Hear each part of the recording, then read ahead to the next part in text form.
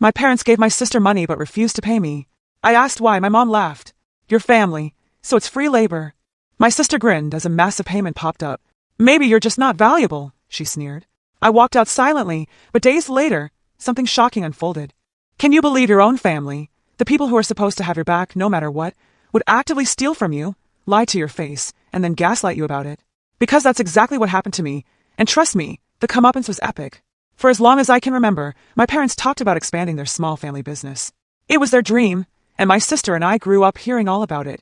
How one day we'd take over, make it even bigger. So, when I graduated, and they offered me a position, I jumped at it. It wasn't about the money. I was just so excited to contribute, to prove myself, to be a part of this legacy. My sister, who's a few years older, was already working there. From what I could see, she was doing great. She had a nice car, moved into this fancy apartment, never seemed to worry about money. I just assumed she was getting paid well. Why would I even question it? I was focused on working hard, earning my place. And that, right there, was my first mistake, assuming everyone was being treated fairly. 4 months, I poured myself into that company. Late nights, early mornings, weekends spent on extra tasks. I went above and beyond because I genuinely believed I was building something that would eventually be mine too, something for our family. But then one day, I overheard something that made my stomach absolutely drop. My sister was on the phone, laughing, talking about some huge payment she'd just received. I remember her exact words. Yeah, Mom and Dad just sent it over. Crazy, right? So much for struggling at work, huh? I froze. Payment? What payment? I tried to brush it off, thinking maybe it was just a bonus. But the way she said it, it just didn't sit right. So, later that night, I decided to ask my parents about it. I wasn't angry yet. I wasn't even expecting a confrontation. I just wanted to understand. But when I brought it up, my mother scoffed. She actually shook her head, like I'd said something utterly ridiculous. Your family, she said, as if that explained everything. Family doesn't work for money. We all help each other out. That's just how it is. I stared at her, completely speechless. If working for free was normal, then why was my sister getting paid? And right then, I heard a familiar ding. A notification sound. My sister, still smirking, glanced at her phone. My heart pounded as she slowly turned the screen toward me, just enough for me to see the message. A large payment had just been deposited into her account. I swallowed hard, my throat suddenly dry. Maybe you're just not worth paying, she said, her smirk widening into a full-blown sneer. Something inside me just snapped. I didn't argue. I didn't yell. I didn't demand an explanation. I just closed my phone, turned around, and walked away. But what happened next? Well, that's where things got really interesting. I walked straight to my room, my mind racing a million miles an hour. How could they do this to me? After everything I'd done for the company, the late nights, the early mornings, the extra hours, I was nothing more than free labor to them. And my sister? She knew. She enjoyed it. That smirk on her face wasn't just arrogance, it was pure satisfaction. I sat on my bed, staring at my phone. I wanted to scream, to confront them, to demand answers. But what was the point? They'd already made up their minds about me. I spent the next few days in a fog. I still showed up to work, but my heart wasn't in it.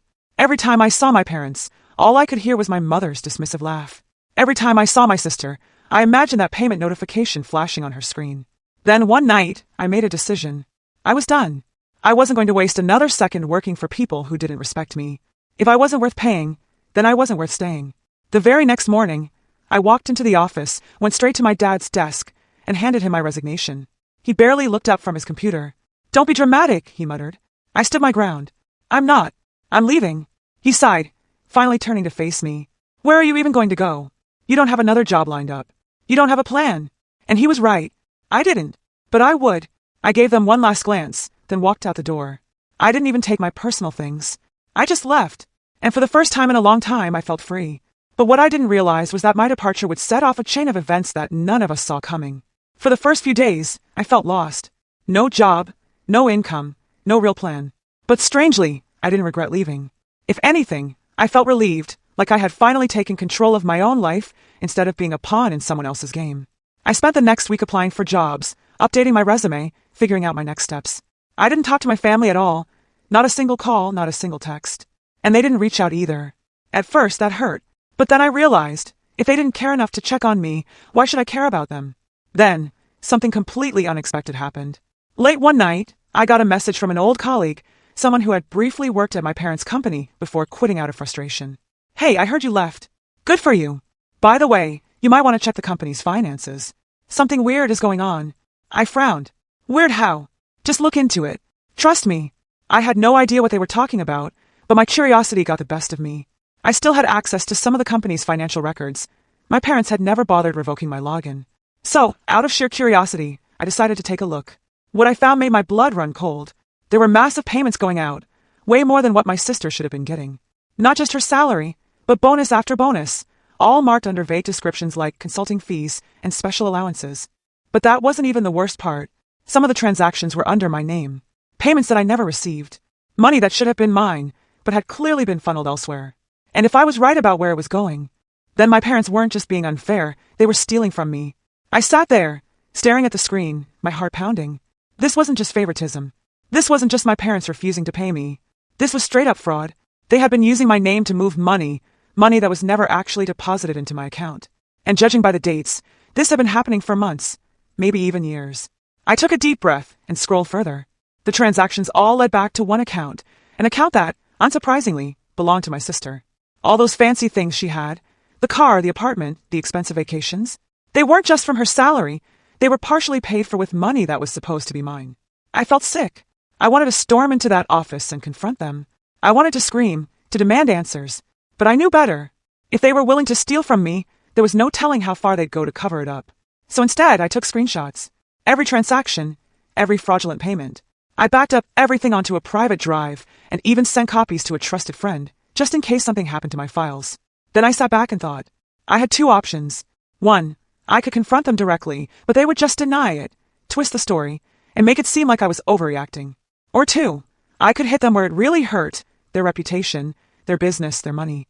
And the more I thought about it, the more I realized this wasn't just about getting back what was mine, it was about making them pay. So I made a plan. And when the time came, they never saw it coming. I spent the next few days preparing carefully. First, I contacted an accountant I knew, a former employee of my parents' company who had left on bad terms. I showed them everything I had found. Their reaction? Pure shock. This is serious, they said. If they're moving money under your name without your consent, that's fraud. And if they're using company funds for personal expenses, that could be embezzlement. That was exactly what I needed to hear. Next, I reached out to a lawyer. I explained everything, showed them the records, and asked what my options were. Their response was even better. You have a solid case. If you take legal action, you could recover the stolen money and possibly even take down the company. That's when I knew. I wasn't just going to expose them, I was going to destroy them. But before I made my move, I wanted to do one last thing. I wanted to see if they would admit to it. So, I arranged a casual visit home, my first time seeing them since I had quit. When I walked through the door, my mom barely looked up from her phone. My dad just nodded. And my sister? She had that same smug expression she always wore, like she had won.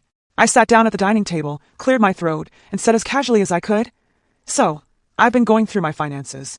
Found something interesting." My mom raised an eyebrow.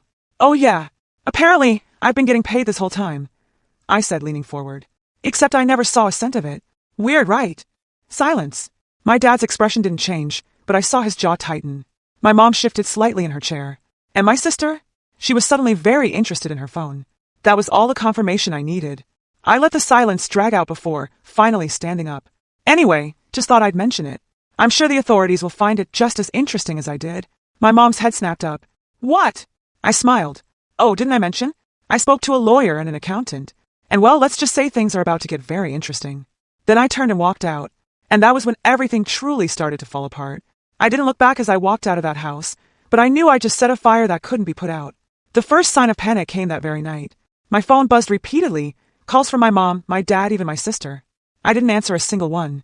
Then came the texts. "Mom, we need to talk. Don't do anything stupid.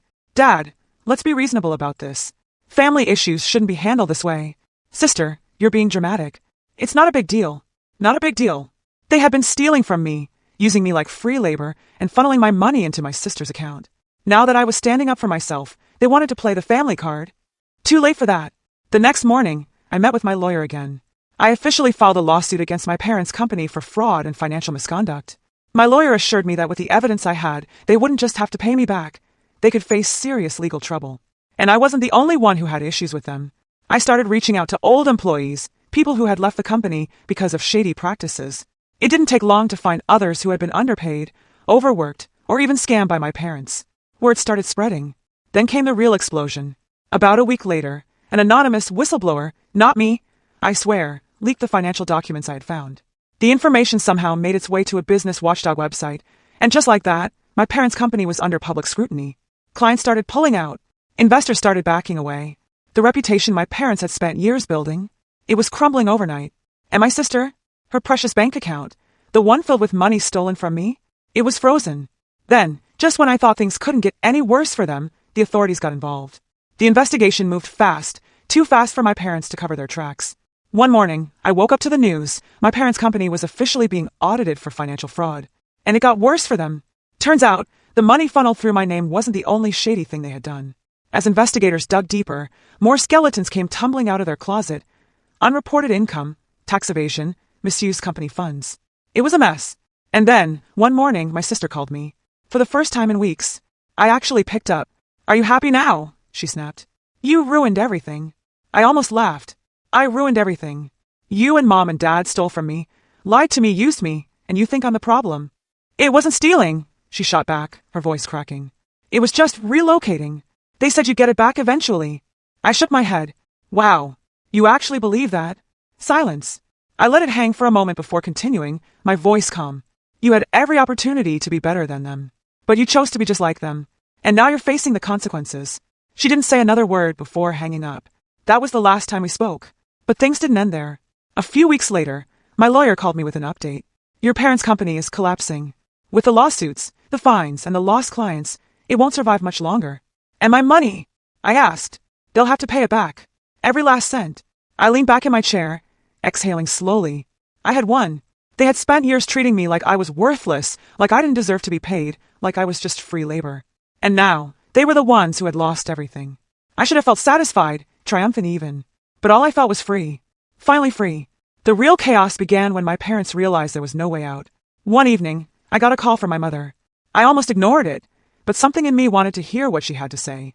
The moment I answered, all I heard was sobbing. "How could you do this to us?" she wailed. "We're your family. You're ruining us."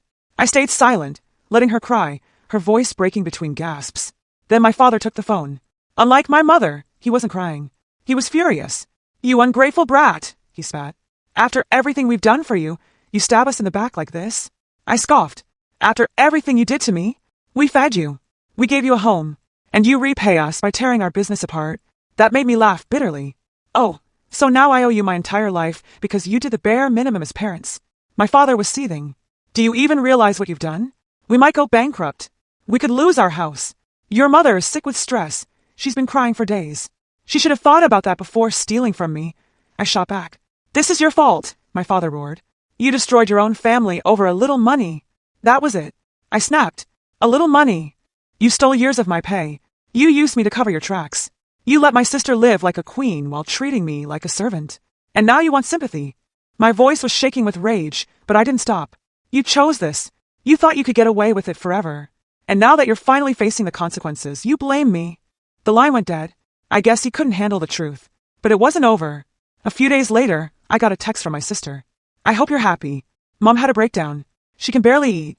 The company's going under. We're losing everything. But I guess that doesn't matter to you, huh?"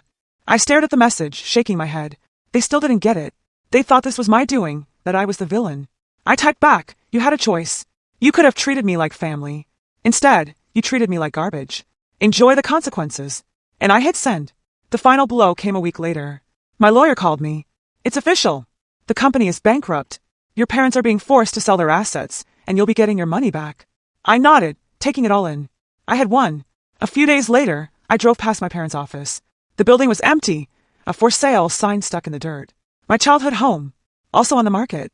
Everything they had built, the empire they had controlled, was gone. It didn't take long for the rumors to start spreading. Their once reputable company was now a cautionary tale of greed, deceit, and shattered family bonds. Clients who had trusted them for years were filing complaints. Employees who had been with the company for decades were getting settlements.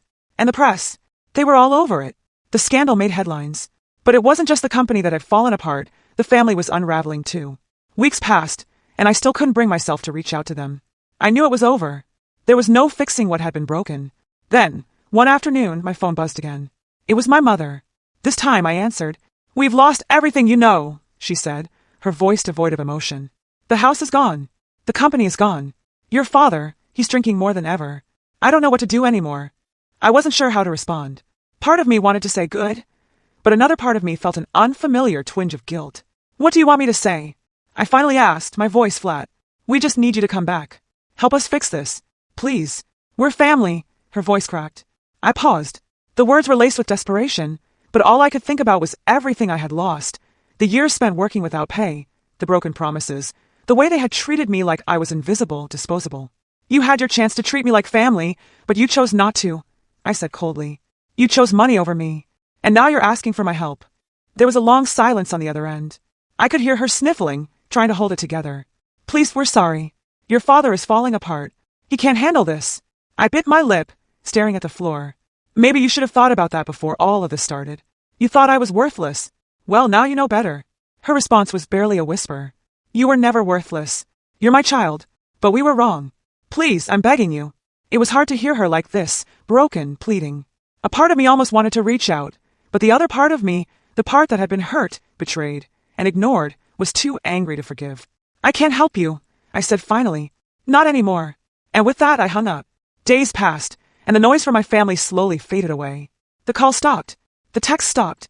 My parents had officially hit rock bottom, and there was nothing left for them to take from me anymore. I focused on rebuilding my own life, moving forward. I found peace in knowing that I'd taken control. And as much as it hurt to see them crumble, I knew I couldn't go back. The truth was, there was no fixing what had been broken. The damage they had caused was too deep, too ingrained. I had to keep moving forward, even if it meant leaving them behind. And that's where my story ends. Now, I'm curious. What would you have done in my place? Would you have given them a second chance? Or would you have walked away like I did?